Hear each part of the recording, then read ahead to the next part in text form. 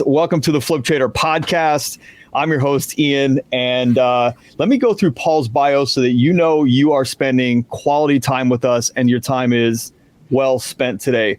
So as you know, my commitment and anybody I bring on camera, on our podcasts and our trainings, not only are they the top in the industry, not only are they some of the best in the business, but they fit our culture of giving to receive. And that is crucially important as we're building the Flip Trader culture. So I want you to know, whether you're listening on the podcast or you're listening live inside the group right now, that our dedication to this mission to provide you with top tier education and training led by the best in the industry is true every single time we jump on. So let me introduce you to Paul Thompson real quick, and then we're going to get rocking. So Paul is a seasoned professional with a 17-year tenure in the technology and information systems industry, serves as the founder and CEO of One Call Capital. He has significant roles in his significant roles in four Fortune 500 companies as a computer engineer, manager, and director of engineering have honed his expertise and business acumen. And in 2017, he decided to retire from his corporate role and channel his full focus on real estate investments. Since then, he's been participated in over 500 real estate transactions, leveraging his corporate knowledge to nurture his investment ventures. I mean, Paul, you got an impressive resume, man. You got a podcast called The Wake Up Call.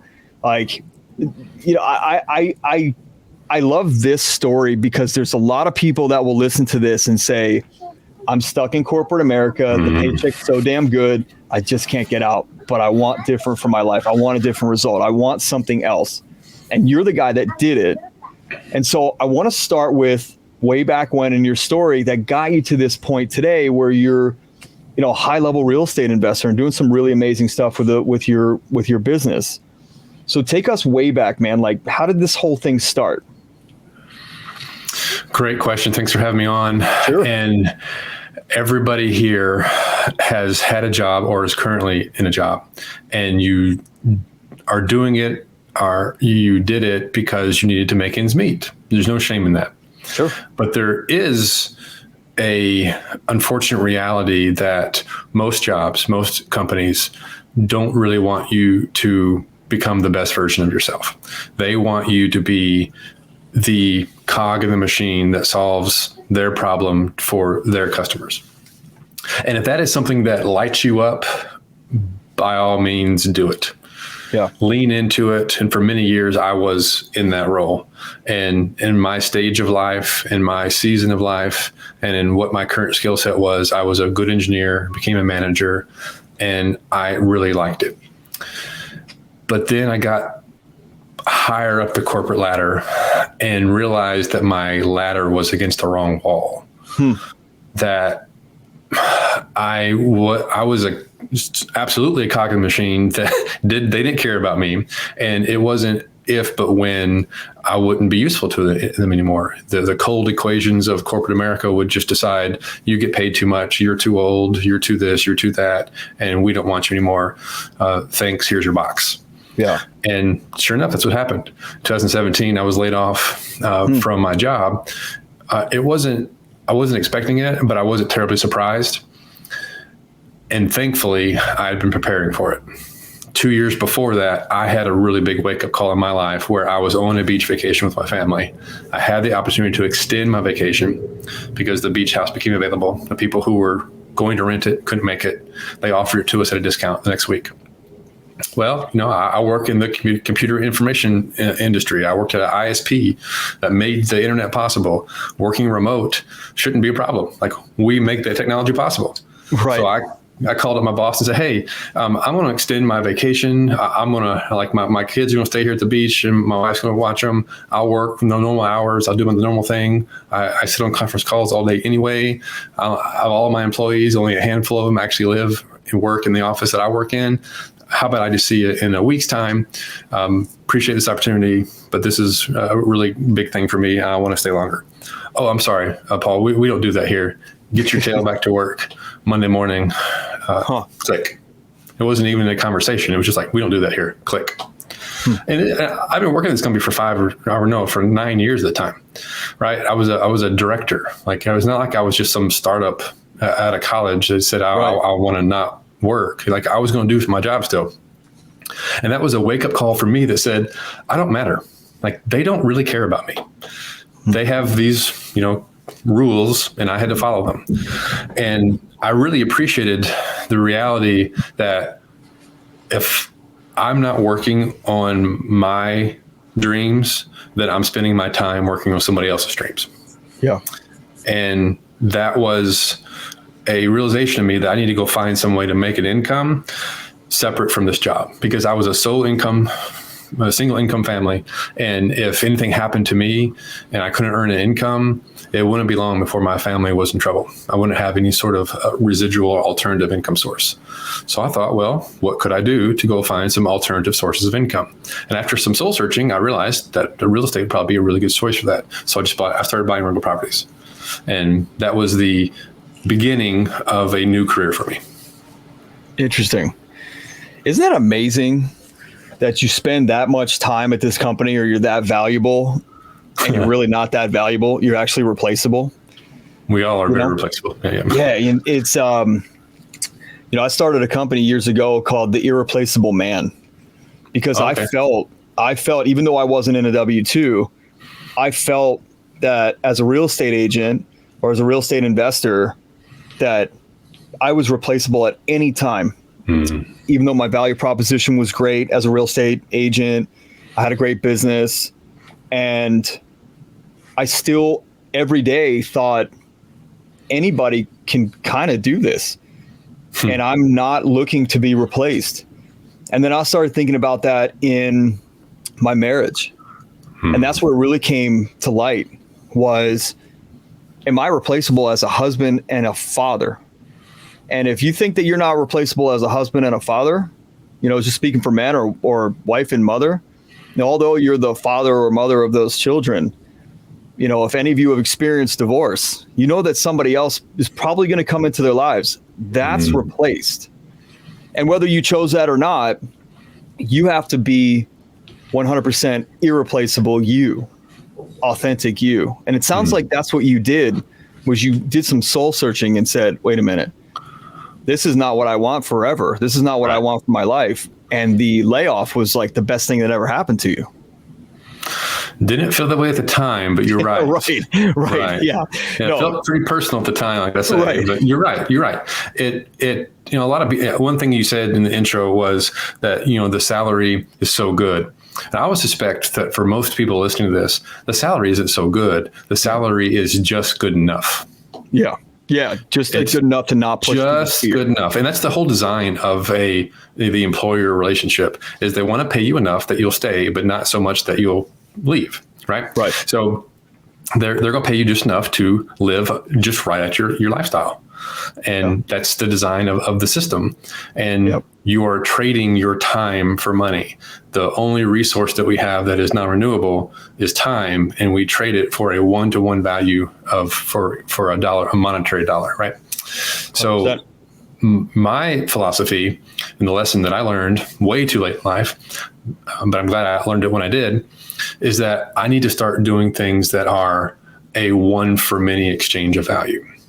So this podcast is a perfect example of a one for many exchange of value. I will have one conversation, and I hope and I plan and expect that we will have a very good conversation and we'll have a good time.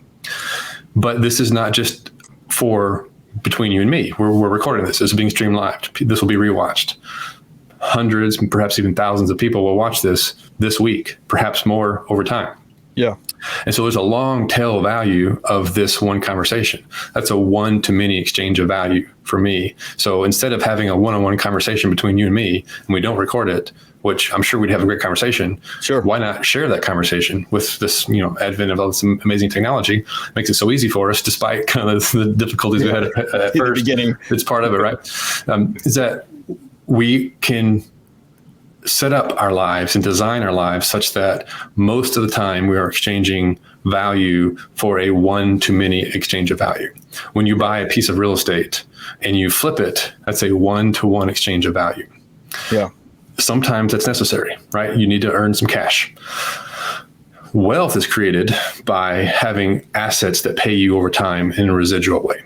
Yeah. Right. So you buy an asset a house, an apartment complex, a mobile home park, whatever it is, a business even, that pays you a residual amount of money over time. And you can debate whether or not it's active or passive. That's why I use the word residual. I get a many times return on something that I buy once.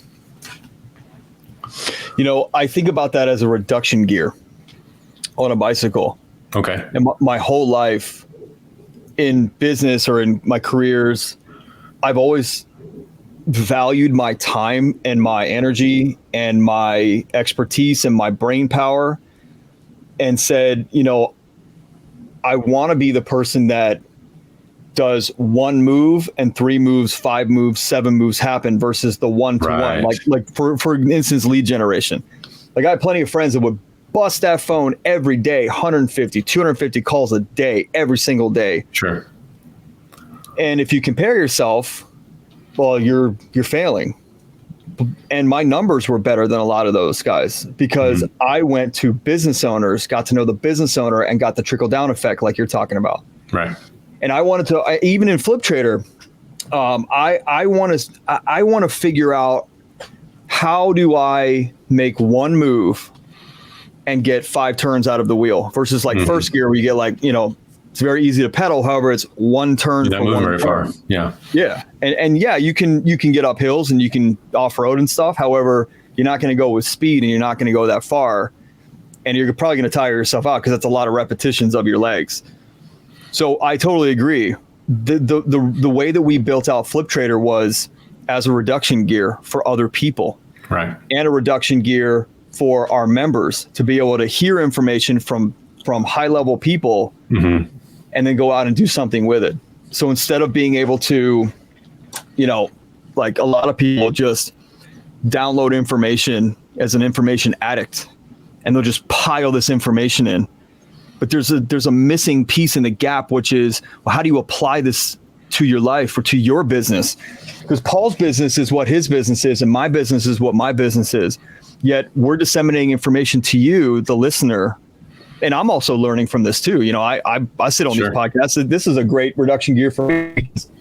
Yes, we could have a phone conversation for an hour. How likely are you to give me an hour of your time? Less likely.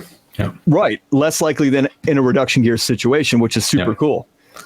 So like, how can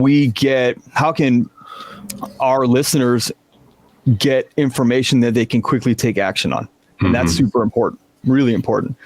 So how did you get into investing? Were you just reading books? Were you going to seminars? Were you in a group? Like, how did you get rolling with that? And how did you have the confidence to start? Okay, I'll start with the confidence and then I'll go into the mechanics of how I learned. So the confidence was I was pissed off at myself for spending the last 15 years of my corporate job not ever doing anything. So when I was in the corporate world, I read a lot about entrepreneurship and business ownership. I went and got an MBA, did all the things. And back to your bicycle analogy is that, how many people ever learned how to ride a bicycle by reading a book? Nobody. Right. That's not how you learn how to ride a bicycle. Like you got to get out there and try. You're going to wobble and you're going to, you got to do it. And that's true with business ownership as well. You can spend a lot of time reading about the theory of business practice, but you don't know anything until you actually stand in front of somebody and offer them to offer them to buy something that you're offering to them. Right? Yeah. You learn a lot real quickly by doing that. So I was irritated with myself that I had spent all this time kind of hoping and wishing and kind of wringing my hands over what I could do, and had this wake up call moment where I thought, man, I am not that valuable here. I am wasting my life away working for somebody else. And I am going to dare to go. And if I fail, I fail. I can always go back and get a corporate job. Like I can always fall back on that skill set. Like I have something that people will pay me for. I'm not sure how much. I may have to move, whatever, but I have a fallback plan. Sure. So I was really irritated by the fact that I hadn't done anything. And so I thought, well, let me figure out what I can do. And I considered buying a franchise. I considered cashing in my 401k and buying some sort of cash flowing business. And I was really afraid of buying myself another job. Yeah. I really wanted to get into something where I could control my time in the future. Right. And right away, you spend a lot of time and energy learning how to do it. But I wanted to be able to build a system where I could be able to be the owner and not the operator. So I thought, well, you know what, let me try my hand at real estate. I've always kind of thought about doing real estate, but I've never actually done it. Like, what does it actually take to buy a rental property? This was in 2015. At the time, the market was favorable for buying rental properties. And I lived in Little Rock, Arkansas, which is a natural cash flowing market. Fantastic we're in town. Yep. Yeah. It's like at the time you could go to the MLS and just buy at list price cash flow. Yeah. Not so much now, but definitely you could then. So I thought, okay, let me do some research, listen to podcasts. Bigger Pockets was a big contributor to that. And one of the things they said was go and find a mentor. Like everything you talk about is to go and find a mentor. And I have a really cool story about this. So I went online and I thought, well, let me find somebody in my state that does this business, but isn't in my city, so that they won't look at me as competition. Yeah. And so there's a town about an hour away from where I live called Hot Springs. It's a smaller town. And I found a guy who had a website. It was, so-so website, but he looked like he knew what he was doing. And I sent him an email blind off of there and asked him if he'd be interested in offering me some mentorship. I would be happy to exchange my time. I'll help you in your business in exchange for value. I'll pay you what you need and whatever makes sense. Let's have a conversation. 2 weeks later, he calls me. He says, I will help you, but I have some conditions. And they are that you have to go buy the book, The Richest Man in Babylon, the physical copy, read it, highlight it, underline it, make notes, write a 3-page handwritten essay, and physically mail it back to my P.O. box. I was like, okay, that's like some Mr. Miyagi stuff going on there, right? So I did. And I probably over the next year or two wrote 10 essays that way for him. After I would do that, and he would say, good job. I like what you said here. And here's the next book. The first 3 books weren't even about real estate. They were just mindset stuff, money stuff. And then 4 or 5 books into it, he said, so here's some real estate books. And here are these really grand old men in real estate that I've learned everything I've learned from, that host these conferences in Tampa and Atlanta and Vegas and various places. And there's no sales pitch. They're just there to help. It's $300 or $500 to go for the weekend. It's in a crappy Hampton hotel someplace. And you'll learn more there than I can ever teach you, because that's just what they do. Yeah. And there's no, back of the room sales pitch for $25,000. They're just been around forever. And I went to like 20 of those things over the next 3 or 4 years. And I got a master's class in real estate. And to this day, I rarely come across somebody in real estate who has a sense of this stuff more than I do, who has done as much research as I have, because I've been to all the courses. Like I've just done them all. Right. And I put in the work, and I would go and learn some principle at these conferences. I would go back to my home market and I would do it. Some of them worked fabulously. Some of them crashed and burned. Some of them I wasn't very good at. And before long, I figured out where my niche was and what I was good at. And that's how I built my business around the foundation that was laid by these grand old men in real estate.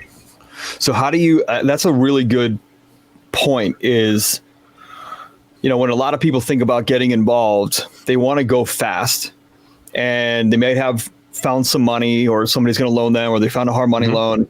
They've got a market established. And I think based on my experience, and I've coached a lot of real estate investors and I've coached a lot of real estate agents, the thing that hinders them is the fear of making a mistake that will take them out of the game. Yeah. And so how did you safeguard against that? Or were you just okay? And then I have another question I just remember I want to ask you about switching. It's a good question, and it's a reasonable question. Like, you want to avoid the risk of ruin. Sure. Right. You can make a mistake and survive it financially, and you can make a mistake and have to file bankruptcy and foreclosures and have to start all over again. So that's the situation you want to avoid, is the risk of ruin. However, when you're buying a single family property that cash flows, it's hard. I mean, it's not like it's impossible, but it's hard to completely mess that up. it's not that much to learn about what people desire in a single family house. We all have been in houses. We know what people want, and we know what a good house is, what a bad house is. There's a lot of nuances to learn for sure, but you can walk into a house and like, this place is terrible, or this place has some charm. Like this is intuitive to us. We're not starting a whole brand new business that we have no context in. And a single family house that you buy, it's a big financial investment, but it's not like you're buying $1 million portfolio. It's not like you're buying a 50-unit apartment complex, right? Like you can get it wrong and still be okay. Most of the time, 99% of the time. Yeah. And still there is that fear factor of it's like boom or bust mindset. Mm-hmm. That if I take this chance and it doesn't work, I owe this person a ton of money. And what I tell people is there are millions of people that have done it before you that have screwed up way worse than you are. When you're buying a $110,000 house in Fayetteville, you can't screw up that much. Because somebody's going to buy that from you. And maybe you're not going to take, it's never going to be a full out loss because you have. It'd be really hard. It'd be really hard. Yeah. I mean, very hard. I'm sure there's a way to do it, especially if you're doing something illegal or, build a meth lab there or something. I'm sure there's a way. But for most people, like the 99%, it's never going to be a full loss. And so I really want to point that out to especially new investors thinking about getting in, but the fear is stopping them. I had a good friend of mine, Mark Henteman. He'll be on here. He's a very large Class A real estate investor in very major Class A markets like Los Angeles. He's going to be on the podcast in a couple of weeks. I said to him, how do you? I never really explored the Class A market, and how do you take on that much? And he goes, dude, failure's failure. Whether it's 40 million, 4 million, or 400,000, failure. Foreclosure is foreclosure. We were sitting at breakfast in LA one day, and he said, foreclosure is foreclosure. 40 million or 40,000. Now the 40,000, they're just going to take it. But the 40 million, they're going to work with you. They're going to help you figure something out, or they're going to give you time to figure something because they do not want that problem. Sure. So you're actually better off at the higher level. And I just never thought about it like that. And he goes, and remember, you're never going to lose everything.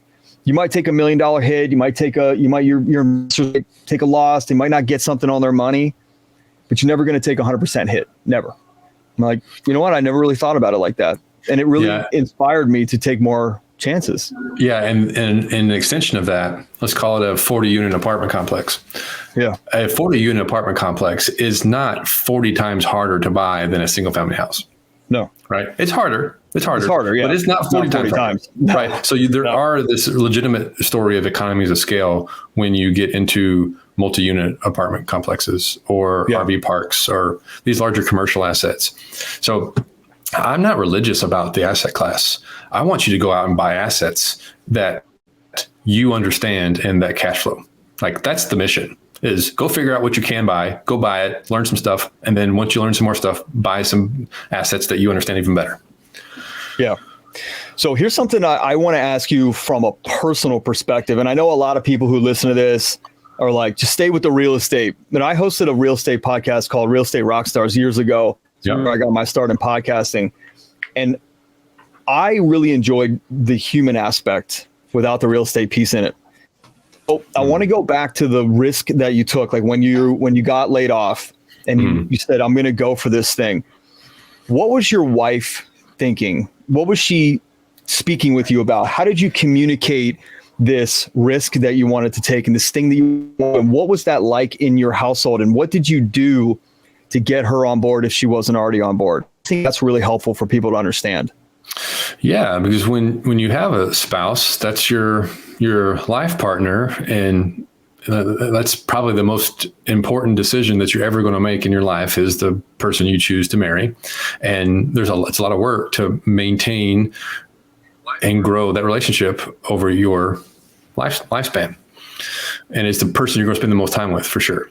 So you definitely want to go into these things eyes wide open and talk very openly about the problem. So I didn't just go out and buy a rental property without talking to my wife. Of course. So I told her about, she witnessed the experience I had about they wanted to stay on the vacation and they couldn't, like kids were out of school. My wife's a stay-at-home mom.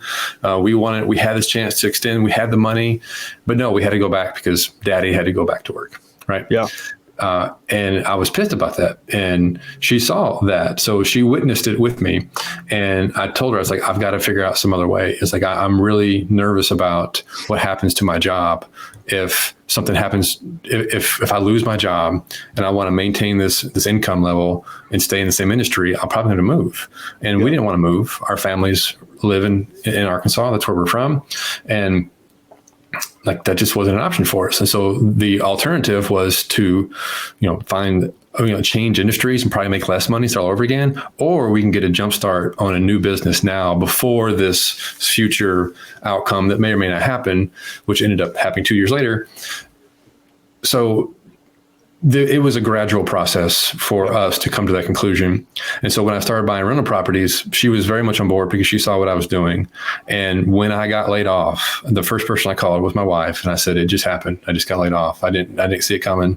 And I'm going to go to Starbucks, get a coffee and kind of clear my head. But I want to let you know. And she, in her words back, where she said, you've been planning for this, we'll be fine.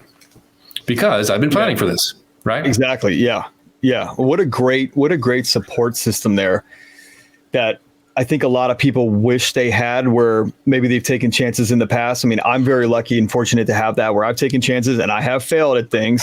Mm-hmm. And my wife still says, well, I trust you. And I know what she trusts. Tell me if this is true for you, is not that the thing that I'm going after will work out. It's that I am trustworthy to stay in it, to see it through. Mm. That I have reliability trust and a competency trust, which I think a lot of people don't realize is a major trust in a relationship, besides physical, financial, communication trust, or emotional trust. Those other two pieces are massive. Reliability trust and competency trust. Mm. Does my wife actually trust that I'm competent to do this thing and this dream that I have? And does she actually trust that I'm reliable enough to stay in it? Did you have that? I did have that, and that's something that we've established. I've never put it in those terms, but I love those terms. Yeah. There's one thing that we figured out very early in our relationship is that neither one of us would ever do anything to intentionally harm or hurt the other person. Yeah. And when we always see that or know that going into any sort of circumstance, we're like, if they did something that hurt my feelings or just that just not the way I wanted things to go down, they didn't do that to get something to do something to me. Like they just weren't thinking, or maybe I'm making too much out of it or whatever. And we've been able to skirt past so many potential problems in our relationship because we both have that inherent, equally yoked, we're never going to do something to the other person attitude. Yeah. We're always committed to work through whatever we're doing together. Mutually assured destruction or mutually assured success, right? That's where we are truly equally yoked. And that solves so many problems, whether it's real estate or business or raising kids or all the things that comes with being in a marriage. Yeah. And I think this, for anybody listening that's like turned off by this kind of stuff, or they don't want to talk about this, they just want to talk about real estate. Remember the stuff we talk about on Wednesdays with Yun. Your business grows to the extent that you do. Mm. And there are not a lot of guys that have super happy, balanced lives that are miserable at home. I don't mean successful. I don't mean not making a lot of money. I mean balanced. And one of our 4 pillars in Flip Trader is a balanced life between personal and professional, so that you can have that sustainable legacy. That's not just about money or units or passive income or wealth. It's about the person that you were the whole time and how you were operating. So I really enjoy hearing that you and your wife have this commitment, which is, we're going to stick this thing out. We're going to work this together, regardless of which way it goes. Like, we're working on these things. It's not going to be catastrophic. That's a really good commitment. And it's little, and it has a massive impact, especially on the rest of your family, your kids and outside people. So then how did you get it to where it's at today? You're involved in 500 different real estate deals and you've got capital company, like how do you evolve it to that point? You start getting capital in, you start going out and raising, like syndication, or what's your asset class, by the way? What asset class are you in? So I own a portfolio of single families, and a few of them I run as an Airbnb. And I'm not really buying or selling a lot in that space anymore. Not because I don't think it makes sense, but because I've just kind of evolved beyond it. It is a really good way to cut my teeth. But I've grown up and gone through the commercial world, and so I do a lot of capital allocation for large syndications, and then I have my own fund where I raise capital. It's for credit investors, and we issue loans. And so we offer returns to passive investors, and we help fund active investors. And so we're just a bridge between the two. And the way I got there was I liked raising capital. That's just something that worked for me very early. And any deal, whether it's a single family or a large commercial project, needs all 5 pillars to build wealth. And it's time, money, knowledge, network, and a value opportunity. So I'll go through those real quickly. The value opportunity is the deal itself. You can have all the money, time, network, knowledge in the world. If you don't have a deal, there's not going to be any sort of value proposition happening, right? You need some sort of thing to improve, rent out, whatever. So you gotta have a deal source. You also need to have money. It need to be yours money, but you need some money, right? You need financing. You need cash. You need knowledge. You need to know how to pull these things off. You need somebody's time, either yours or somebody that you hire, to go and execute the plan. And then you need a network of people to help solve problems for you. And a lot of people who start, they are limited on most of those things. The one thing we all have is a network. Yeah. And I learned this lesson very early and didn't put it to work nearly as much as I wish I should have, is use what you have. Like, people complain, I don't have money. I don't know how to do this. Okay, well, like, use the network that you have right now in your Rolodex, or in the modern times in your phone. You have probably all the money that you need for the next 5 years right there. Yeah. And nobody believes it. 1 in 100 people listening to this will actually do it. So this one person who is actually going to do this, listen to this. Isn't that amazing? Yeah. It's amazing. It's true, isn't it? You agree? In the real estate business, I'm like, how many people in your database? 16. How many people in your phone? 2,400. Did you not download the phone into a spreadsheet? I don't know how to do that. Use contacts to Excel. It'll do it instantly. Oh yeah, that's a lot of people that I'm like, dude, your money's in there, literally. Right. And there's an author named Adam Carroll that he referred to that as your Power 100. And I wish I had coined it, but I didn't, so I'll give him credit. So your Power 100 is your access to solve all the problems that you have right now. So whether it's 100 or 18 or 2,400, doesn't matter. Do what Ian just said, download your contacts into an Excel spreadsheet, and anybody who actually knows who you are, would take a text from you, would take an email from you, would take a phone call from you, they know you, then that should be your network. And that is somebody in your network you can provide value to. You can ask for help. You can suggest a solution to one of their problems, and work that network. And I refer to it as a power hour. And once a week, you could do it once a day, once a month, you choose, but at least once a week, go through that list of 2,400 people, reach out to them and say, how you doing? Ian, now I saw your son back running around there. How old is he? He's 3? Yep. He's 3. So blonde headed, running around. It's great. It's amazing. Do you know where he's going to school yet? I do. Yeah. And when is he? And so in 3 or 4 years, when he goes to kindergarten, I'm gonna reach out to you and say, hey, man, I can't believe your little 3-year-old is already 6 years old and going to kindergarten. Yeah. Like, that matters. That touches you. And so when I reach out and say, hey, I have a fund and I'm raising capital, do you know anybody who is interested in getting a 12% return? Is that something you'd be interested in, or anybody you know in your network that has some idle cash that wants a higher rate of return than what you can get in a CD account right now? Would you be interested in hearing more about that? Yeah. That's networking. Do that forever, and it solves all your problems. Give me your opinion on the number one reason why people don't do that. They're afraid of rejection. They lack the confidence in knowing what to say next. Yeah, that's really it. It's literally it. You just don't want to be told no, especially by your internal sphere of influence, right? By the people that you know and like you and trust you. I want to be told no. And I think beyond that fear of rejection is this ego's thought process that your idea that you think is good isn't good. And that the rejection means your idea is not good. When really the rejection just means they're not interested. Next. And the next question is, okay, cool. I totally understand that. You're investing in other things. Do you know anybody that would be interested that I can talk to? No, I don't know anybody. I'm not referring you to any. Thank you so much. Appreciate it. And you take them off your list and you don't talk to them anymore because they don't support you. That's the easiest thing.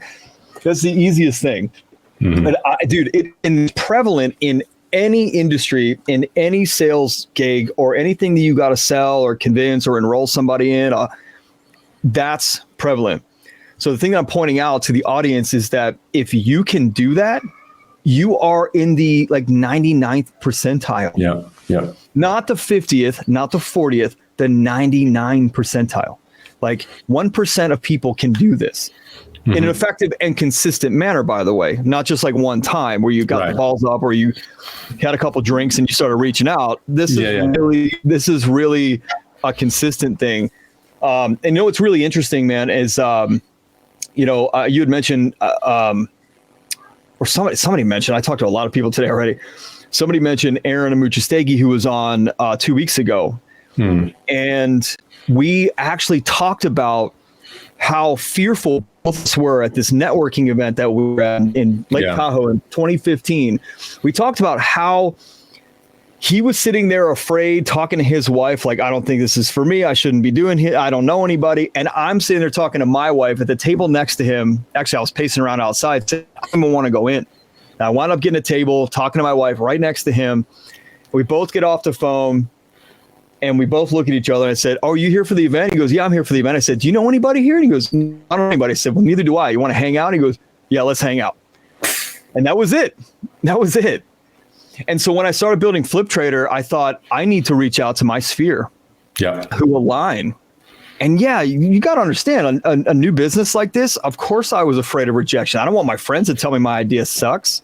But I also knew, and I even mentioned it in that podcast too, that I went to guys like Aaron because I knew they'd be honest with me and just help me course correct. I knew my idea wasn't total shit.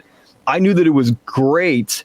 It could be extraordinary. And guys like Aaron or you or other people that I trusted, they were gonna, even though I don't know you, but I still think you would give me very honest feedback.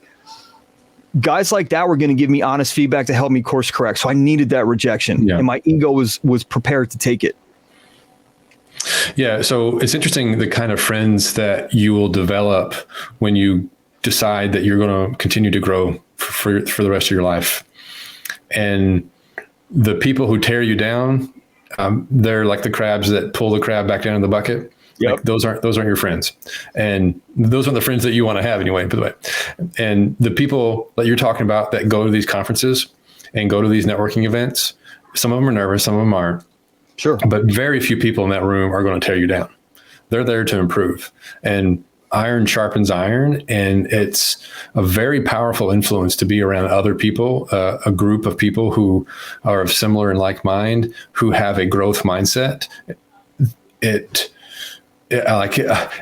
the average. It's the whole story of being the average of the 5 people you're around the most. Yeah, right? Exactly. So upgrade your group, and you'll find real quickly when you reach out to people, you're like, okay, that person's has a very fixed mindset. They're not interested in helping. They're not interested in personal growth. I probably just need to leave them alone, and you'll know immediately. And no hard feelings. That's they're doing them, and you do you, and it's time to move on. Yeah, there's I got really called to. I'm looking for it now, and I want to share this with the audience. I'm not a very religious guy. However, I do a lot of work at this church up from my house that I just felt really called to. And they grew leaders there, and it's an amazing business model. And if you look at any church and you're an entrepreneur or a fan of entrepreneurship, look at great churches. They are big businesses. and somebody's running that thing efficiently, and you can learn a lot from it. So somebody asked me what attracted you here, and I said, well, it's not a traditional church, and this is clearly a big business that works, and it's clearly profitable because there's like 50 people on staff, and you got this $50 million building that you just built. I mean, clearly something's working, and I want to find out what your processes and systems are. Sure. But there's also things like, I started this men's group for dads, and we meet every Sunday morning, and obviously we have to do some churchy stuff. And so being not that religious, very faith-based, not that religious, like I want to find passages in the Bible that work for me that aren't too deep, but we can apply them to our life, right? So you mentioned one, iron sharpens iron, which is Proverbs 27:17. And I know that because I've been a personal development coach for a long time, and that's the one that I really just loved. But the other one that I found for last week was whoever walks with the wise becomes wise, but the companion of fools will suffer harm, which is Proverbs 13:20. Again, not a religious guy. I just think they apply. And I like the way that they're said like that. I like the way that that's done. Me too. I also like, I don't remember where it is, but it's in the New Testament. There's like two fools, blind fools leading each other will find themselves in a ditch, It's like, be careful who you associate yourself with. Like, is that person actually wise, or are they foolish? Because like you want to avoid the ditch, and you want to find the people who are, they actually are wishing for your success as much as you are your own.